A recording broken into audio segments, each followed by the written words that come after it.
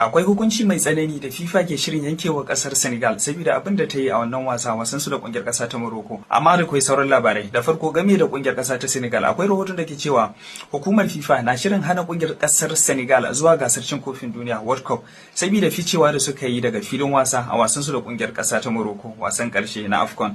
A wani rahoto na daban kuma yake cewa a yanzu haka FIFA tana cikin matukar damuwa ganin cewa kungiyoyi da wasu kasashe kungiyoyi club da kungiyoyin kasashe za su iya yin koyi da abin da Senegal ta yi a wasan su da Morocco wato ficewa daga filin wasa idan suka ga kamar an cuce su.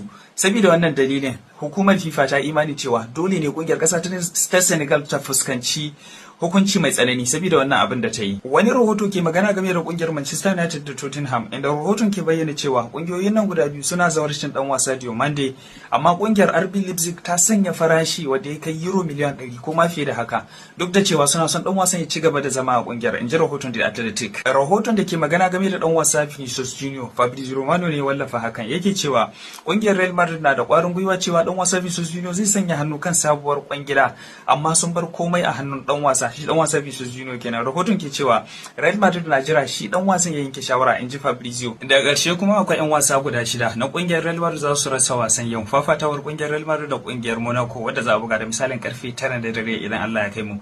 Kafin mu duba jerin waɗannan yan wasa kada a mance jama'a waɗanda ba su riga da sun yi downloading sun sauke manhajar Abuja Shop ba za a iya saukewa a Play Store don sayan data mai sauki da inganci sayan kati da dai sauran abubuwa. Na saka link din a comment section ga sunan nan akan screen. Abuja Shop za a iya saukewa daga Play Store.